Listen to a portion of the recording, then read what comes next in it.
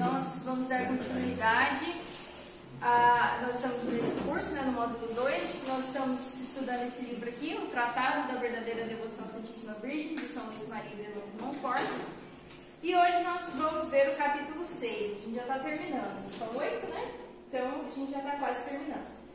Bom, para a gente entender esse capítulo, primeira coisa a gente vai ter que voltar um pouquinho lá atrás, lá na história de Abraão, Isaac e Jacó.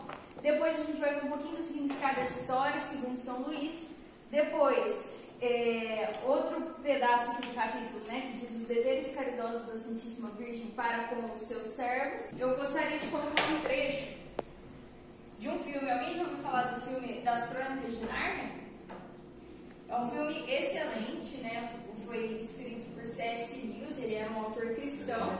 E tem toda uma simbologia por trás. E eu queria colocar especificamente 2 trechinhos de 2 cenas.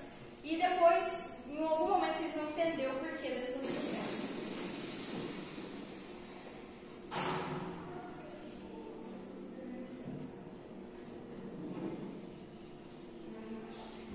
Só contextualizando, para quem não conhece a história, precisa ter contextualizações.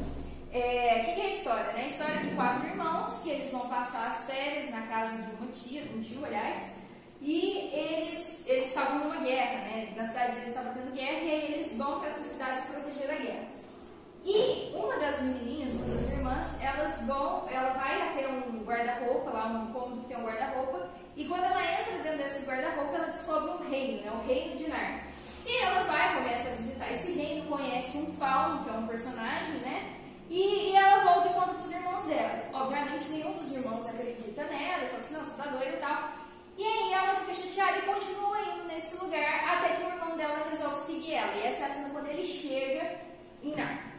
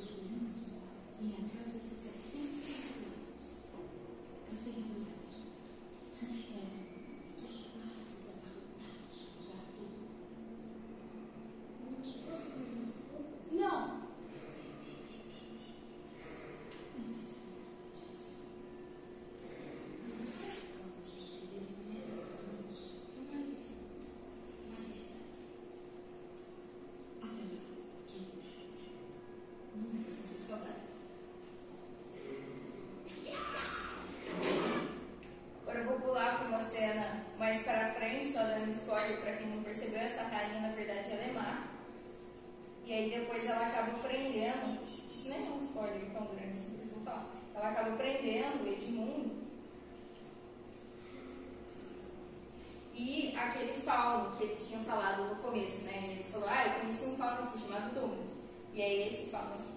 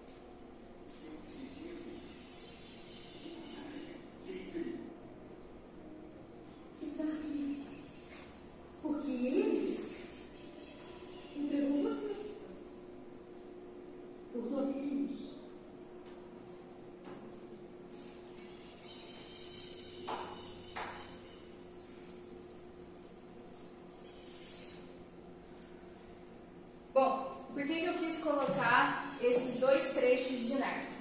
Porque assim como Edmundo, que é aquele personagem, ele foi seduzido por docinhos, pelo alimento que aquela feiticeira ofereceu para ele, assim também um personagem que eu vou precisar falar sobre ele hoje, também foi seduzido e trocou algo muito precioso por um alimento. E esse personagem é Esaú. Só que antes de eu chegar em Esaú, eu preciso falar sobre Abraão, e depois Isaac e depois Jacó. Eu não vou demorar muito não, eu sei que são milhares de anos aí, mas eu vou ser rápido.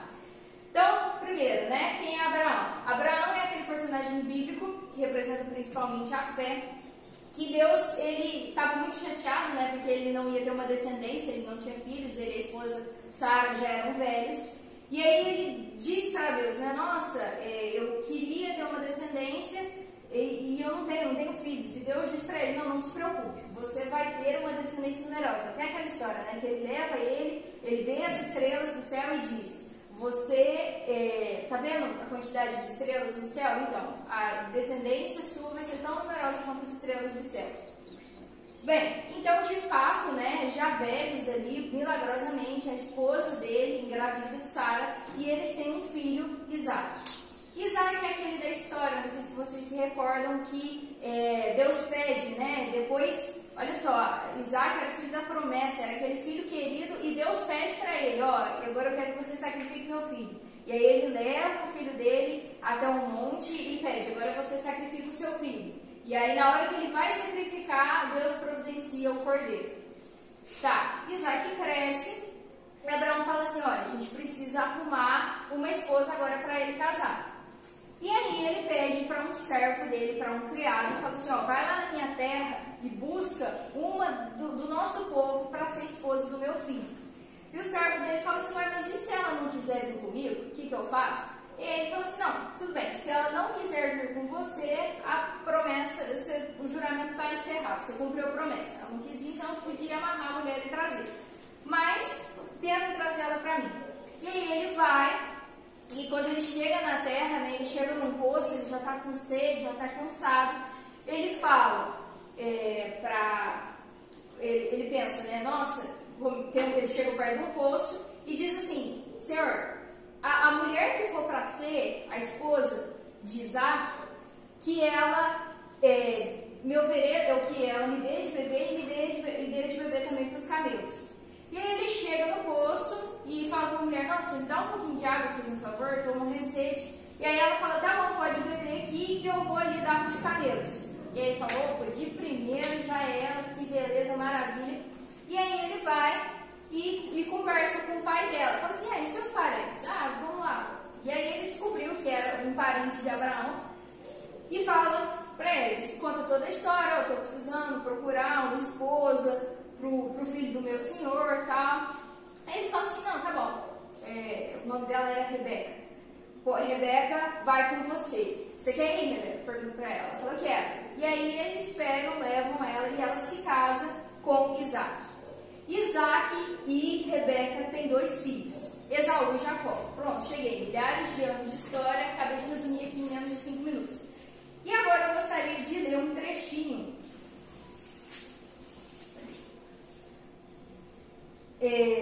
O que acontecia naquela época, né? Rebeca era engravida, ela também era estéril, ela também engravida, né, pela graça de Deus. Isaac e Esaú e Jacó, eles eram gêmeos. E Esaú nasce primeiro. Esaú era o primogênito. Então, Esaú, ele tinha direito à primogenitura. Isso era uma coisa muito especial na época lá, no Antigo Testamento, né? O primogênito, ele tinha direito às terras, ele que conduzia a família, os irmãos eram senhores do irmão mais velho, quando o pai falecia e tudo mais. Então, ele tinha vários direitos por ser o primogênito. Bom, até que um dia, né, Esaú era uma pessoa mais da caça, era uma pessoa mais bruta, digamos assim.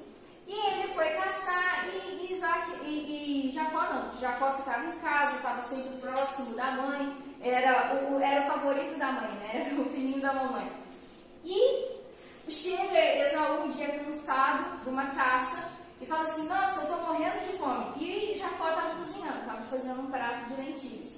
Ele falou assim: me dá um pouquinho dessa comida aí que você está fazendo. E aí ele fala assim: não, eu quero alguma coisa em troca, me venda a sua primogenitura, me venda os seus direitos de primogênito.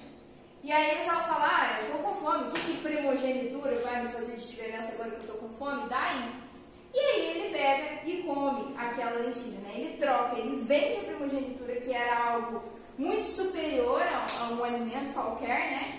Ele troca aquilo que era sagrado, ele se seduz, né, por aquele alimento e troca o direito de primogenitura e dá para Jacó, o irmão dele, certo? Bom, e aí então, o pai deles, né, Isaac, já estava falecendo e ele precisava abençoar. A bênção do pai, a bênção paterna, ela era um sinal de profecia, né, era um sinal das bênçãos de Deus para aquele filho. Então, o Isaac estava falecendo já não estava enxergando mais, falou assim: eu vou morrer, eu preciso dar a minha bênção paterna para o meu filho mais velho. E aí ele chama, fala assim: Esaú, faz um favor, busca, caça lá os cabritos lá para mim, prepara inclusive do jeito que eu gosto, traz para mim que eu vou te dar a bênção. E aí ele fala assim: tá bom. Rebeca, a mãe, esposa de Isaac, escuta a conversa e fala assim, e fala para o filho mais novo, para Jacó, fala assim: eu ouvi teu pai, ele vai dar a bênção para Esaú, teu irmão. Corre, porque ela sabia também que ele tinha vendido o direito de primogenitura, né? Corre, vai lá, pega ali no quintal 2 cabritos, eu vou preparar do jeito que seu pai gosta e você vai levar para o seu pai. Ele falou assim: não, mas o que é isso? Como assim, né? O Esaú era mais peludo, ele quase não tinha pelo. Ele falou assim: olha, que meu pai vai reconhecer a voz, olha, que me apalpar vai ver que não sou eu, vou atrair a maldição do meu pai para mim, não a bênção. E aí ela falou assim: não, fica tranquilo, eu tenho umas vestes aqui do seu irmão, são bem peludos, vou botar o pelo do carneiro que ele tinha acabado de caçar, né? Vou botar sobre você, O seu pai, na hora que ele passar a mão, ele vai sentir o pelo, né? Ele vai sentir o perfume das vestes do seu irmão e ele vai te dar a bênção. E se vier a maldição, que essa maldição vai cair sobre mim. Jacó falou assim, tá bom, obedece a mãe, é dócil aos conselhos da mãe, então faz isso. Se a mãe prepara aquele prato do jeito que ela sabia que o esposo gostava, ele vai e chega, né, e diz pro pai, eu vou até ler aqui.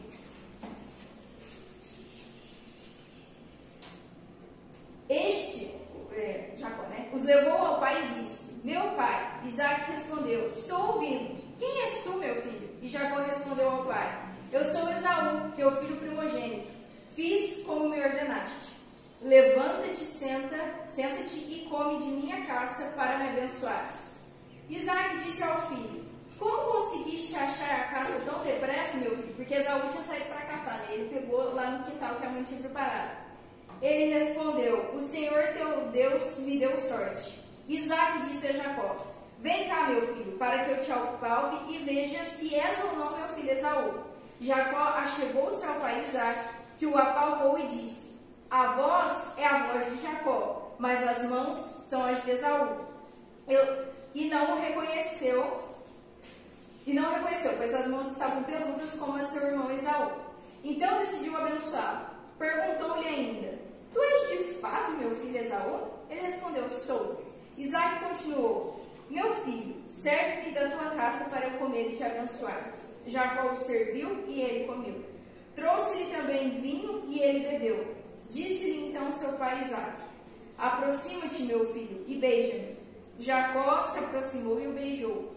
Quando sentiu o cheiro das suas roupas, abençoou, dizendo, esse é o cheiro do meu filho, é como o aroma de um campo que o Senhor abençoou. Que Deus, aí ele vem da bênção, que Deus te conceda o orvalho do céu e a fertilidade da terra, trigo e vinho em abundância, que os povos te sirvam e as nações se prostrem diante de ti. Sê o Senhor de teus irmãos. Diante de ti, inclinem-se os filhos de tua mãe. Maldito seja quem te abençoar maldito seja quem te amaldiçoar e bendito quem te abençoar. E aí aqui segue a narrativa, né? Jacó sai da tenda e aí chega Esaú, todo feliz com a caça que ele tinha acabado de caçar, né? E aí ele fala assim, aqui ó, pai, cheguei. Ele falou assim, não, mas eu acabei de te abençoar, como assim? E ele falou assim, não, já era, né? Agora a bênção ficou pro teu irmão. E aí Esaú começa a chorar, né? E aí ele diz, não sobrou nada de bênção para mim. E aí o pai dá uma bênção para ele, né? Mas dá uma bênção diferente, uma bênção terrena, mas sobre a condição de que ele estaria sobre o senhorio do seu irmão.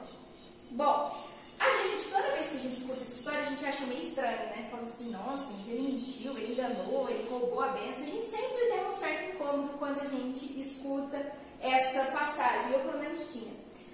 Até que lendo, né, o capítulo 6, os santos sempre muito sábios, São Luís pega e interpreta, né, faz a chave de leitura dessa passagem sobre o olhar de Jesus Cristo, sobre o olhar de Nossa Senhora, e ele diz que Rebeca, a mãe, é a figura de Nossa Senhora. E ele vai explicar o porquê, né? Então vamos ver.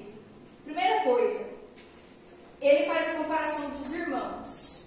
Ele diz que Esaú é a figura dos réprobos. Quem são os réprobos? Aqueles que foram reprovados, né? Aqueles que, ao final e ao cabo, vão se condenar ao inferno. Por quê? Porque não seguiu os conselhos da mãe. Aqui ele vai dizendo, né? O que Esaú fez? Preocupava-se somente com as coisas desse mundo. Quase nunca estava em casa. A casa representando esse interior, a vida de oração, a vida interior. Pouco se importava em agradar a sua mãe. Era guloso, trocou a primogenitura por um prato de lentilhas. Tinha inveja de seu irmão, assim como Caim. Porque depois, né, dessa bênção, Esaú ficou com um ódio terrível do seu irmão Jacó e queria matá-lo. Inclusive a mãe falou, Rebeca falou, Função, foge, teu irmão quer te matar. E aí ele foge e é salvo, né, seguindo também novamente os conselhos da mãe. Então o Esaú ficou com inveja do seu irmão, assim como Caim, que foi aquele que matou Abel.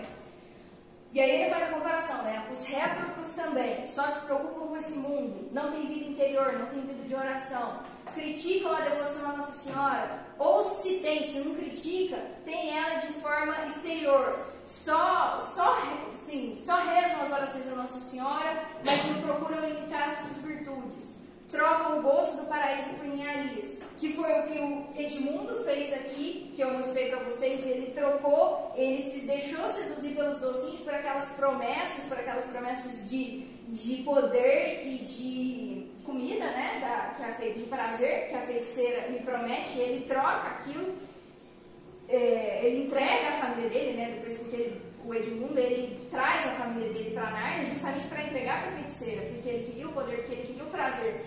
Da mesma forma também, os réprobos, né, trocam os gozos do paraíso por ninharias, por coisas pequenas, frívolas, que não compensam ao final. Perseguem os predestinados, assim como Esaú fez com o irmão dele, que ele passou a perseguir. Então persegue, de alguma forma, né, enganam, desprezam, empobrecem, expulsam. De alguma forma, eles perseguem os predestinados. E ao contrário, Jacó é a figura dos predestinados, que são aqueles que sempre estavam em casa, né? Ou seja, sempre buscando essa vida interior, a oração, o retiro, o recolhimento, ouvia os conselhos da mãe. Ele fez tudo que a mãe mandou e se deu bem, muito bem. Queria agradá-la, imitava suas virtudes. São Luís fala que ele ficava em casa, ele ficava mais em casa, né, do que para fora, porque ele buscava fugir das más influências que tinham lá fora. E aí ele faz a comparação. Os predestinados também têm vida interior, amam o retiro e a oração, honram verdadeiramente a Virgem Maria, imitando suas virtudes, entregam a Maria seu corpo e sua alma, seguem seus conselhos, têm confiança em Maria, clamam por socorro, fiam-se nela e não em suas próprias forças. Eu vou até ler um trecho aqui, ó. Só achar que só um minutinho.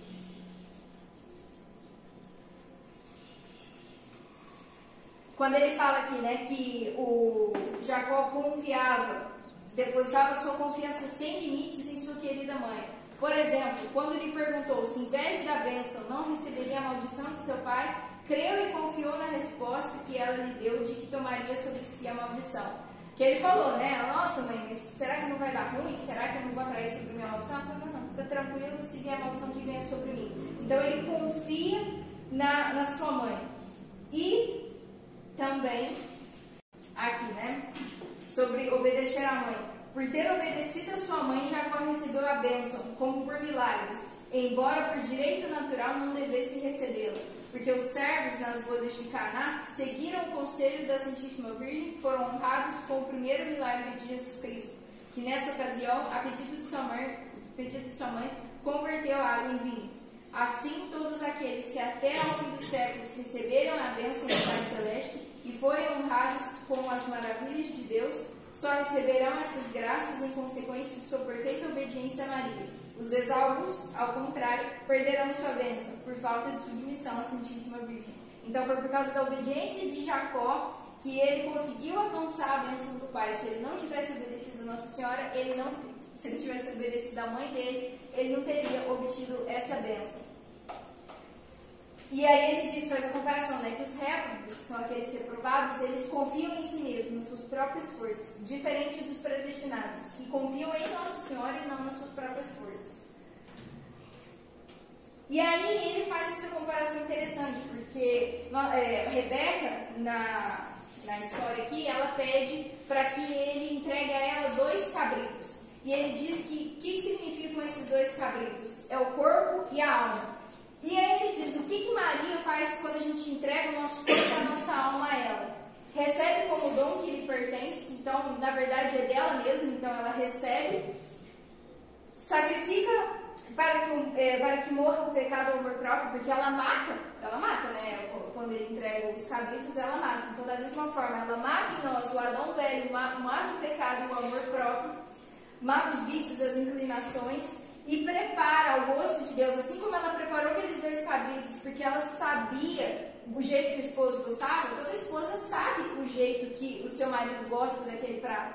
Então, ela sabia melhor do que ninguém, melhor do que o próprio Esaú, que também não ficava muito em casa, qual era o gosto do seu esposo, né? Então, ela preparou aquela comida gostosa. Da mesma forma, ela também vai preparar o nosso corpo e a nossa alma de forma da forma como Deus gosta, né? Para que nós sejamos agradáveis a Deus. E também para a maior honra e glória de Deus.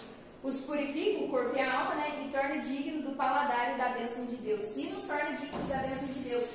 Que, como disse aqui o próprio São Luís, né? Que ele não era digno. Jacó não era digno da bênção. Por quê? Porque ele não era o primogênito.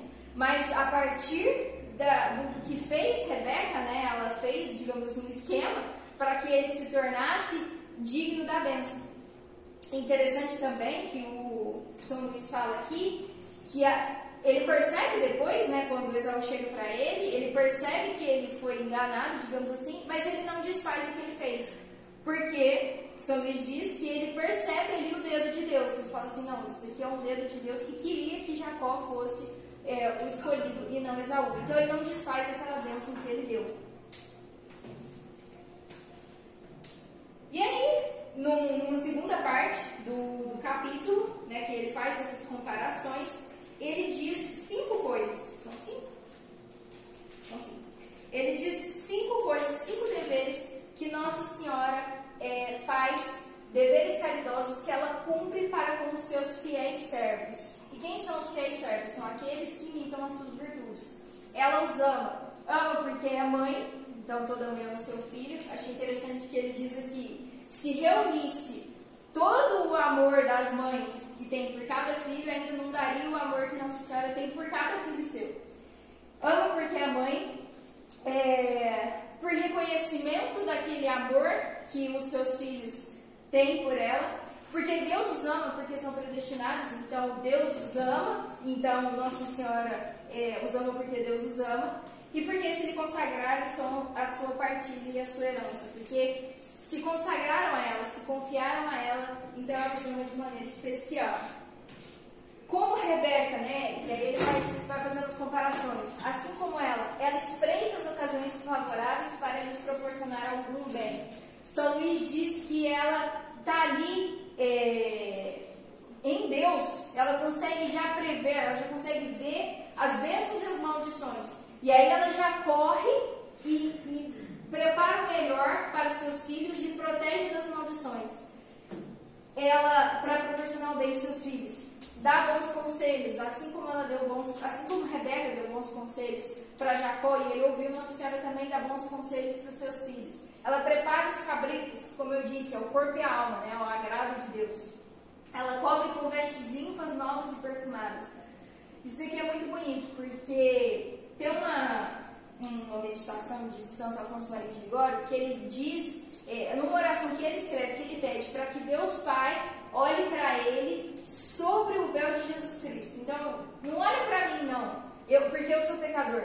Olhe para mim através do rosto de Jesus Cristo. Da mesma forma, aqui Nossa Senhora, ela cobre o pecador, né, com os méritos dela, com o perfume dela, com as virtudes dela e do próprio Cristo, e que quando o pecador se achega ao Pai, ele reconhece a voz do pecador, porque o Pai reconhece a voz do filho mais novo, ele reconhece que é Jacó, mas quando ele toca, quando ele sente o cheiro daquelas vestes, ele sente o cheiro do próprio Cristo, das próprios méritos e virtudes de Nossa Senhora. Então é isso que ela faz, ela cobre as nossas manchas, os nossos pecados, para que Deus Pai possa nos dar a bênção e nos acolher. Ela põe um novo perfume e concede a dupla bênção do Pai.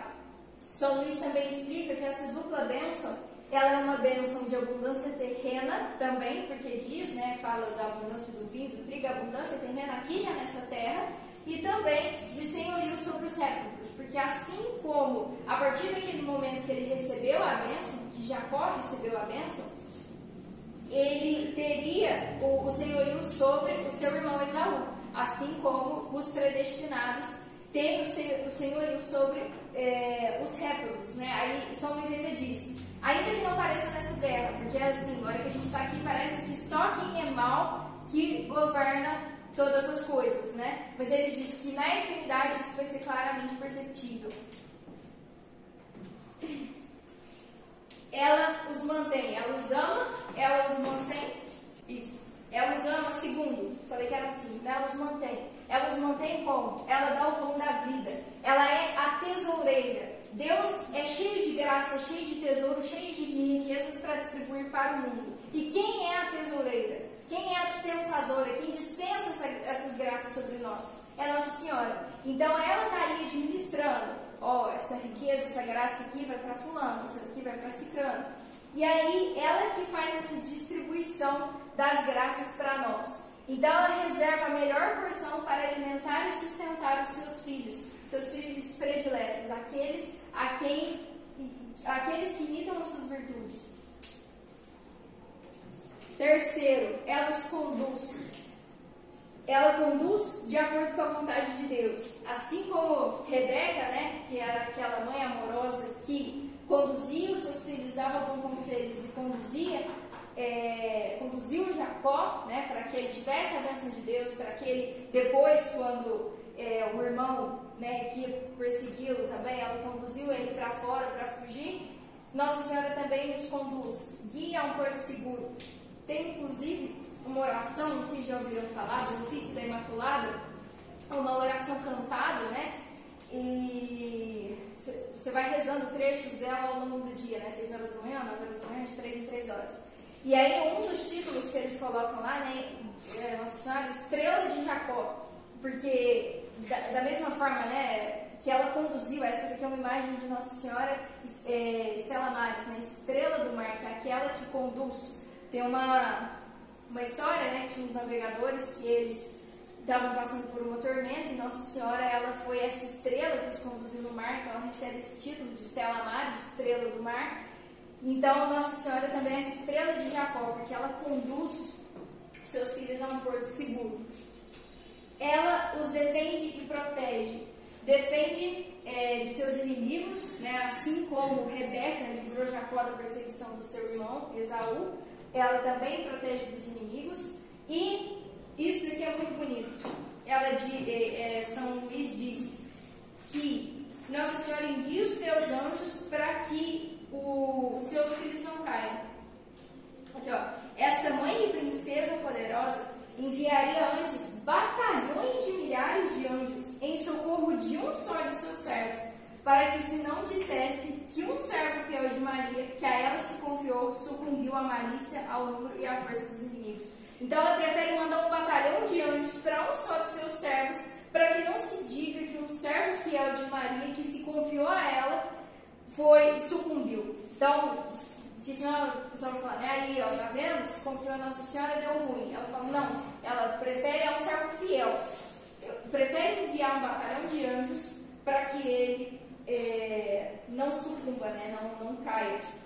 E por fim, e por último, ela intercede por eles. Intercede junto a Jesus para apaziguá-lo, né? Diante da sua fúria contra os nossos pecados, ela intercede para apaziguá-lo, para unir os seus filhos a Jesus. Essa é a função, essa é o objetivo principal da devoção a Maria, né? Que nós vamos nos consagrar a Jesus pelas mãos de Maria.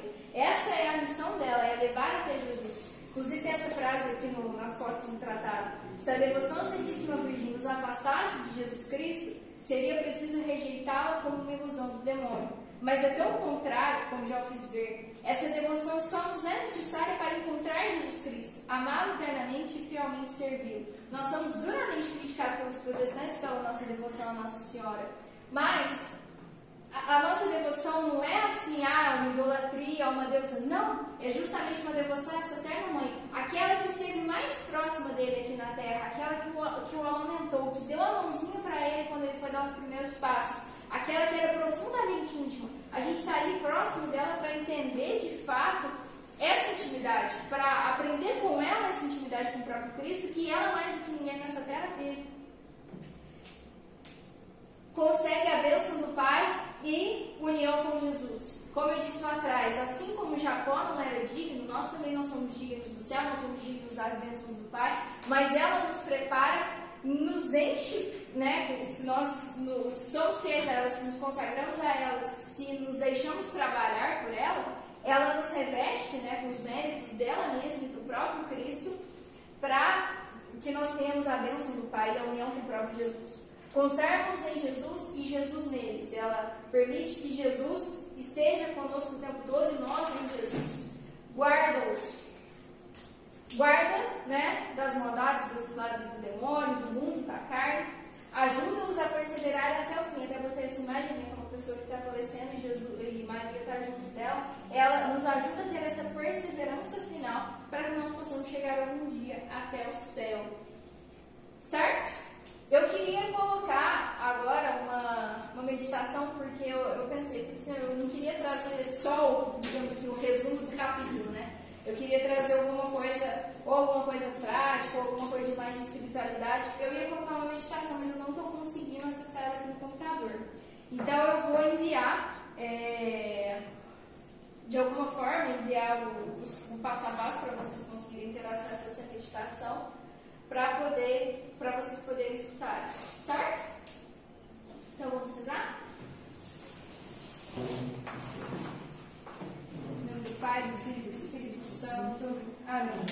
Querida mãe, quero te agradecer por essa tarde de hoje, por cada pessoa que aqui está, e pedindo para que a Senhora toque em nossos corações e nos ajude a sermos cada dia mais íntimos de Cristo.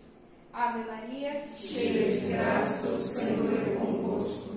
Bendita sois vós entre as mulheres, e bendito é o fruto do vosso ventre, Jesus. Santa Maria, Mãe de Deus, rogai por nós, pecadores, agora e na hora de nossa morte. Amém. Glória ao Pai, ao Filho e ao Espírito Santo, como era no princípio, agora